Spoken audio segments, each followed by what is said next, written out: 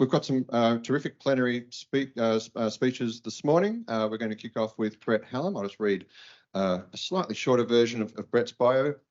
You can read the full bio in the on the webpage for the website. So Dr. Brett Hallam is an Associate Professor and Ciencia Fellow in the School of Photovoltaic and Renewable Energy Engineering at UNSW and a Senior Consultant with ITP Renewables. He's best known for his contributions on improving the fundamental understanding of hydrogen passivation mechanisms in silicon solar cells to overcome the negative impact of performance limiting defects.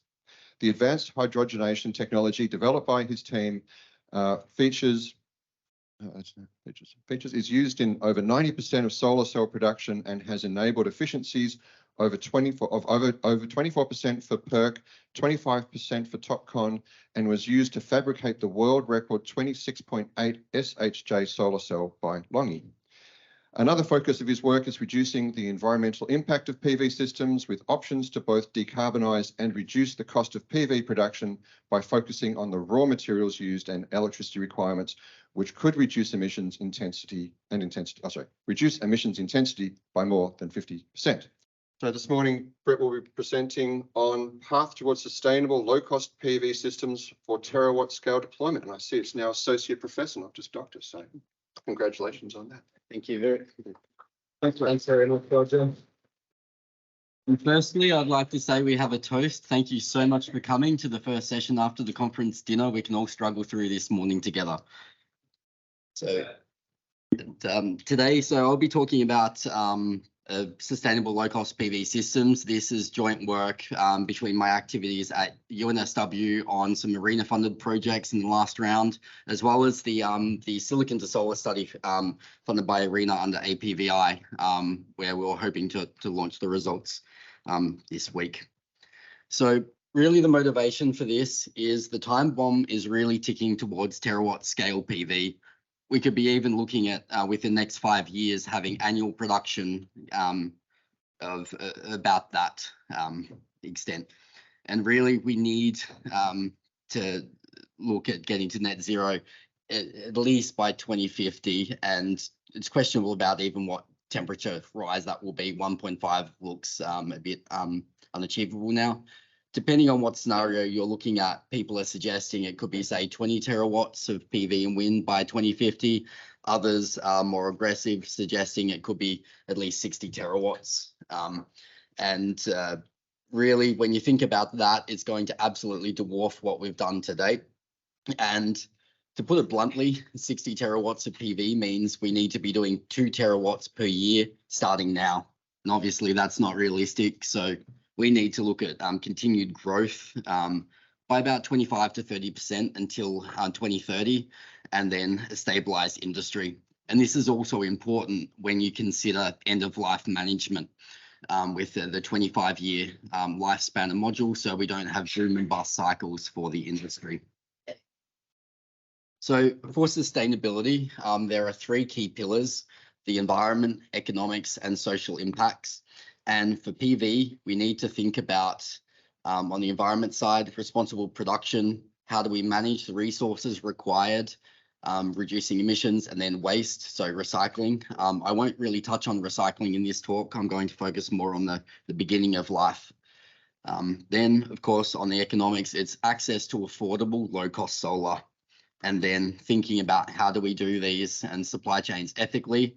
And again, for the people having access to affordable clean energy. So one of the great achievements of the industry has been the cost reductions, and really solar panels are now a low-cost commodity, and it's enabling multi-terawatt scale markets well beyond what was probably thought possible just by using PV for electricity. The value is down the bottom. Here I've estimated, I have a diesel car, so please don't hate me. But it's relatively efficient, and at $2 a litre, that translates to 12 cents per kilometre. If I was to use the solar I already have on my roof for an electric vehicle, that would reduce to about 0.3 cents per kilometre. So there are massive cost savings there already, and eventually I will get an EV. So the cost is often, you see that learning curve, but I prefer looking at this kind of graph here by Rystad Energy, which shows basically the cost of making solar panels is pretty much all materials. And you might have noticed there was a little blip in the curve a couple of years ago during COVID due to supply constraints, where the module manufacturing cost increased by about 50%. So really, we need to look at materials a bit more. Thankfully, the prices have come down. And looking at some of the spot prices, they're down pretty much to 10 or 11 or 12 cents a watt. It's quite remarkable, the progress of the industry. So if we think about sustainability, I think we should be starting to think about terms like milligrams per watt or milligrams per kilowatt hour, rather than just cost or efficiency. Those things aren't forgotten. There's a pretty much a direct link between the amount of the material used and the cost, and then as well as the kilowatt hours or energy yield and efficiency. And just to give you an idea of the impact, we've got some contour plots based on the percent of the 2020 global supply, what would be required for a 3 terawatt market based on the different technologies. So we need to make careful technology choices as we're making solar cells. The silver consumption in particular is technology dependent. And then certain technology choices like the transition to heterojunctions can introduce new challenges like indium and bismuth. And then of course, yes, so for this work, we'll think about using the term sustainable manufacturing capacity. It is a bit hand wavy, but we say basically, okay, the PV industry could use 20% of the primary material supply. We don't include secondary supply because of the 25 to 30 year lifespan of modules. We would rapidly deplete recycled reserves from other industries that are also trying to decarbonize. And then, of course, we need to consider the environmental impact. We still need to dig up a lot of stuff out of the ground for the clean energy transition, and then for purification, etc. So if we look at the cell level, material consumption depends on technologies, and is quite astonishing when you think about every solar cell maybe only 8 watts. So last year, there were about 40 billion solar cells manufactured, which creates a bit of a problem. So you might only have 100 milligrams per solar cell for PERC, 160 for TOPCon, but when you add that up, it can create a significant demand for global silver supply. And so based on, if we only want to use 20% of the global supply, PERC could do somewhere between 500 gigawatts per year to a terawatt. And it's not so favorable when you start thinking about using TOPCon or heterojunction that use a lot more silver with relatively small performance gains at either the cell or the module level.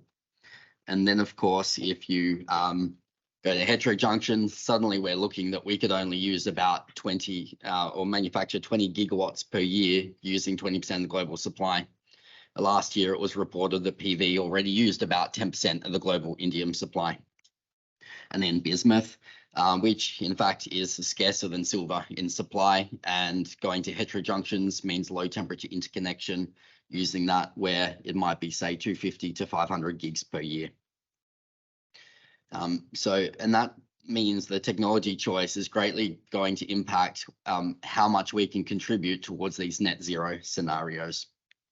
So for this talk, well, realistically, every single material we use for making solar cells is a concern, but I'll be focusing on these materials for this talk. So starting off at silicon, and this is kind of following on from one of my colleagues' presentations, Li Wang from this conference. To get 600 grams of wafers, we need to dig up 4 kilograms of silicon ore or quartz silica.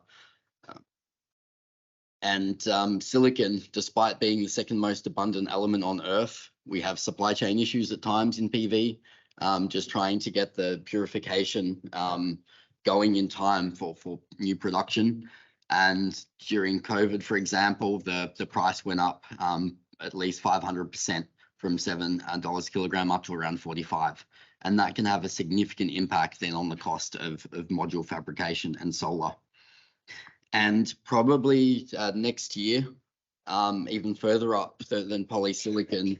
The solar industry, by the time we have 500 gigawatts per year, we're going to overtake the aluminium industry as the one of the for the use of metallurgical grade silicon. And probably when we get to 3 or 4 terawatts per year, we might even overtake the steel industry. And silicon's one of those things where it's probably inevitable we do need to dig more out of the ground. We can only go so far with reductions. Obviously, the blue curve on the right here is basically the polysilicon consumption per unit watt, and the red curve is the silicon consumption when you're in the finished cell. And really, and so the difference is kind of I guess the kerf losses and things like that. So there's going to be a limit on how much we can really reduce the silver consumption of silicon, but there's probably scope to pretty much halve that, as well as then I guess the gradual increases in efficiency, etc. And yeah, so silicon has a learning curve of about 30%, which is way higher than the learning rate for efficiency. And then, of course, there are potential ethical supply chain concerns coming out of certain regions of China, although these are largely being addressed now with most new polysilicon plants going in other regions. Then we get to the emissions issue, and this pretty much can contribute about 50% of the emissions at the module level. It uses a lot of electricity throughout the chain, from MG silicon smelting through to polysilicon purification, then ingot and wafers. So around 100 kilowatt hours per kilogram of wafers, which if we look at just coal for electricity could make about 116 kilos of CO2 per kilogram of wafers. So really we need to think about a circular economy, but maybe in a different context that you've heard from this conference. And that's really looking at using PV to make PV materials and for the supply chain. And so we can basically eliminate 90% of the emissions from the silicon supply chain just by using PV to do that. The other 10% is in the carbon reductant for making MG silicon. And it's really going to be questionable about how much time and effort we should spend on that 10%, as opposed to some of the other more significant chunks that can be addressed. But that's probably where the research needs to head for that last 10%.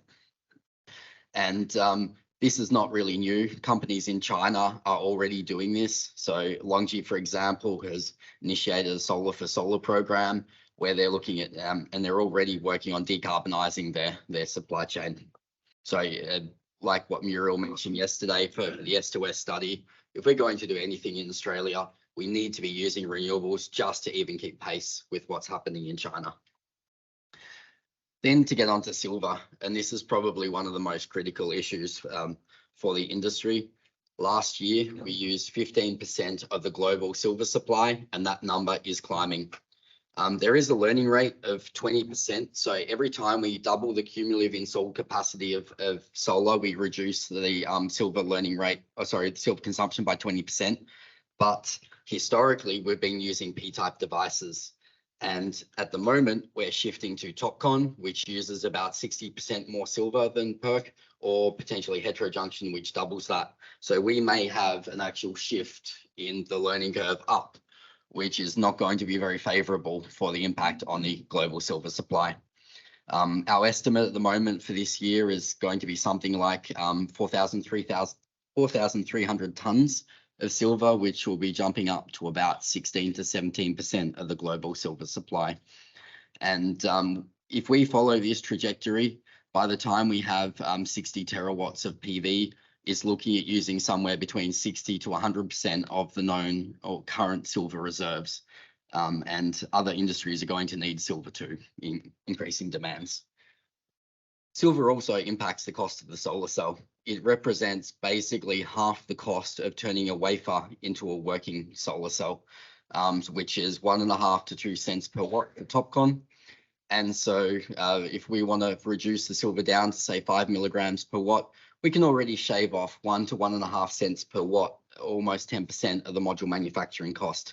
And this represents about $10 to $15 million per gigawatt for a manufacturer. So large manufacturers could be saving somewhere between $300 and $500 million per year by reducing the silver consumption. There are a couple of different routes for silver reductions. One is plating, but it is a very large deviation away from current manufacturing practices. It can add process complexity and CapEx, and it might reduce the cost of silver materials, but some of that can be offset by increased CapEx, etc. The other approach that we're looking at favorably is screen printing, where we can reduce the silver consumption. Even if we add a little bit of CapEx, it's potentially a very, very low cost route. It's a fast path to market, like what the industry has done with development of new paste over decades. But we need new paste and innovation. And we're thankfully funded by ARENA with a project to address this. And really, the target we're looking at is 2 milligrams per watt, meaning a 3 terawatt market could use about 20% of the global silver supply. There is a direct link between the amount of silver if using conventional finger designs and the efficiency loss, and that creates a problem. As we reduce the silver consumption, we're inevitably going to have resistive losses in the devices, and the losses are much greater for TOPCon and heterojunction than PERC. And even the ITRPV's predictions, admittedly this graph is a year old, so it's a little out of date. The ITRPV's expectation of silver is nowhere near enough for what we need to get to for terawatt markets. So we've developed an approach where we believe we have a path to about 2 milligrams per watt using current technologies without needing massive innovations other than paste development. So initial trials, we've already, just by looking at the rear contact of TOPCon, we've already demonstrated 40% reduction. And we expect that once this is optimized for both the front and the rear contact of TOPCon, we'll achieve about 2 milligrams per watt with pretty much the same level of efficiency as what the baseline technology is using more silver will do. So we're pretty excited about this approach, and so are our commercial partners. Next, at the module level is aluminium. And yeah, a 500 watt module uses about 2 to 3 kilograms of aluminium. And this really dominates the aluminium consumption for PV, at least for utility scale PV. For residential scale, of course, then you've got the aluminium racking, etc. Aluminium is also used in the inverter as well. This year, we're going to use about 3% of the global aluminium supply. And once we get to a terawatt, each terawatt will be using just for aluminium frames, we'll use about 8% of the supply. So we're not just talking about scarce materials, these are abundant materials as well that we need to keep in mind. Aluminium is also very emissions intensive.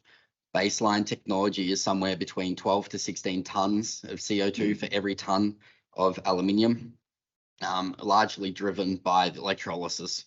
And some work with Alison Lin, who's now at SunDrive, was looking that, yeah, we could be using potentially 40 to 50% of the aluminium supply by 2040, 2050, when we have these multi-terawatt markets.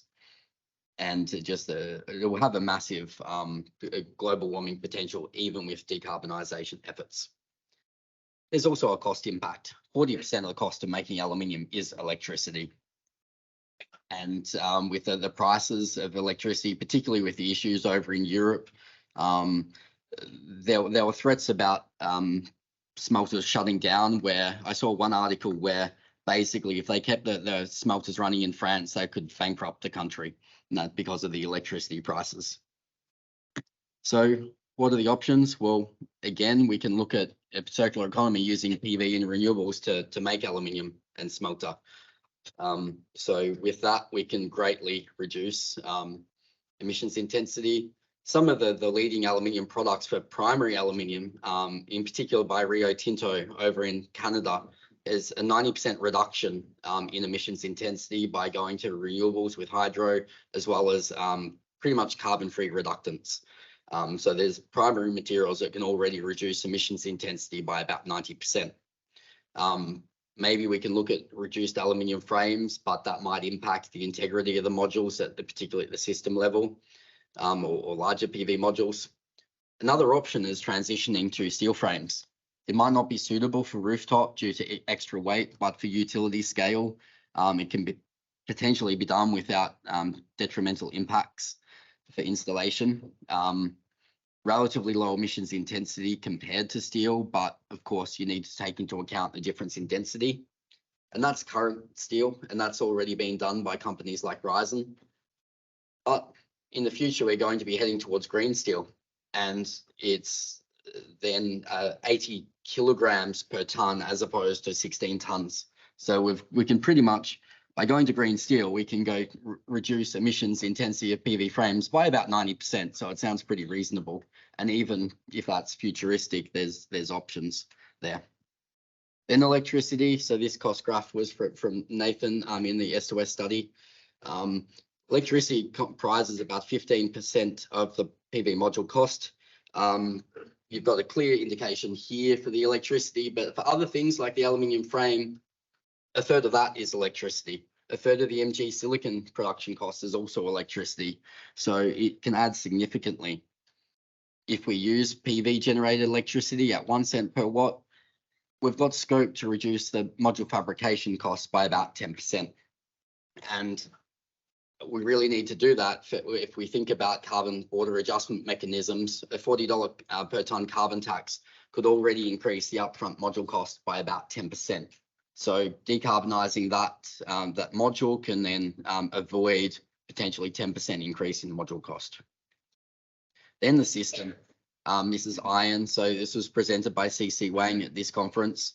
The type of mounting affects overall material consumption, even though the material consumption of the module is fixed. Different fixed tilt, east-west, or single-axis trackers will have a different amount of steel and concrete, which will then translate also to different impact when we convert to grams per kilowatt hour. And when we look at this metric, east-west looks best, but at the module level, it's a relatively inefficient use of silver, where we may need to think about deployment in terms of grams per kilowatt hour rather than just grams per watt, particularly when we're thinking about these scarce materials.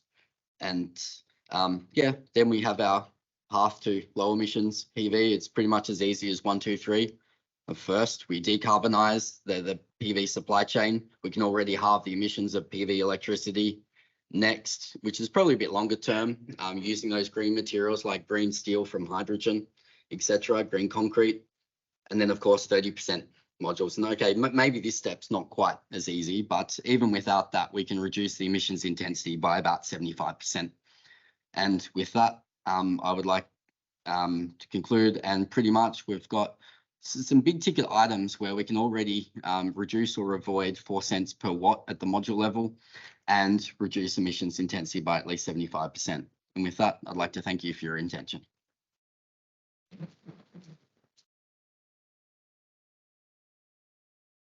Thanks very much, Brett. We've got plenty of time for questions. Chris, just in the middle here.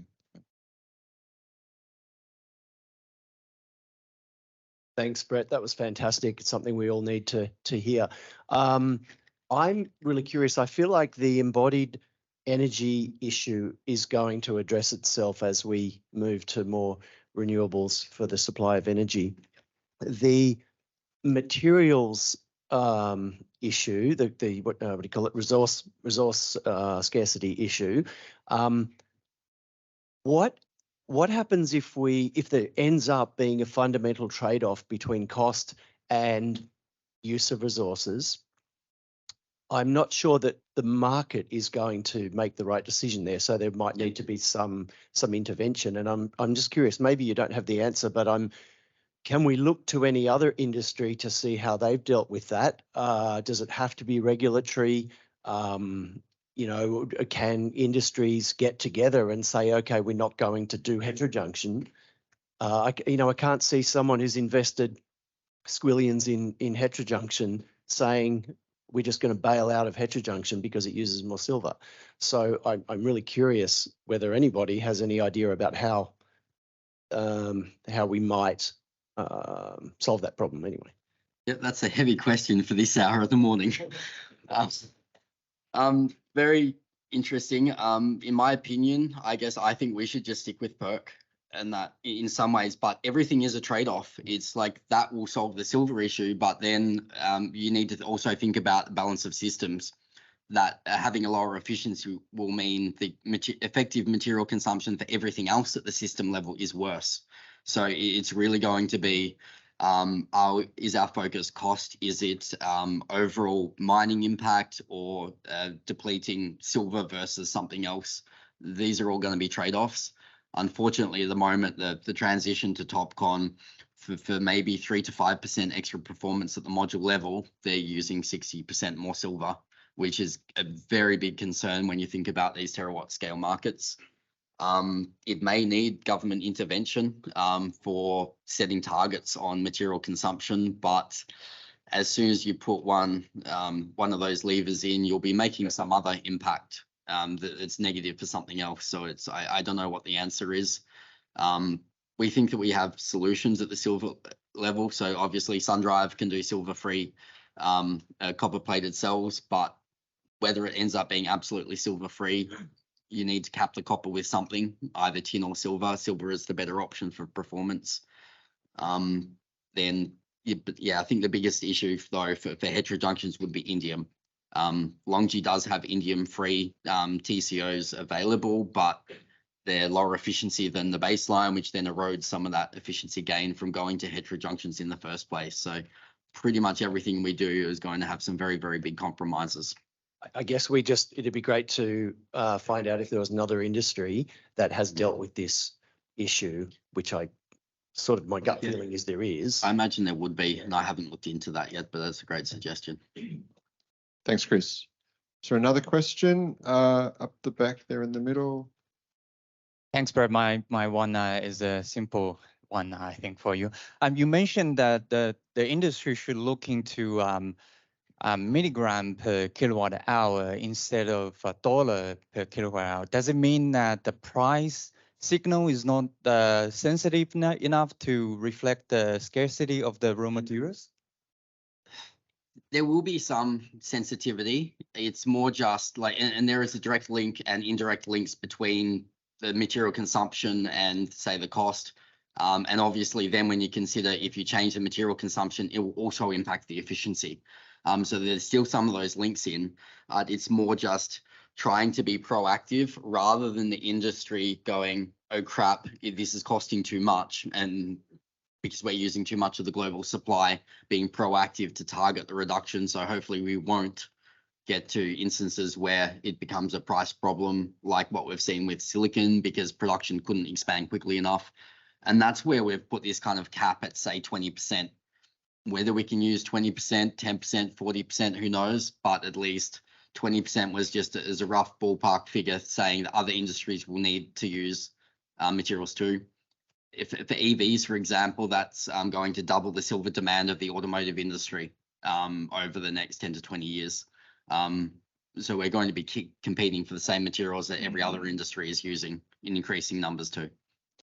Okay, I'm going to be strict on time because I think this morning especially we're going to appreciate getting to the morning tea break on time. So let's thank Brett one more time for his presentation.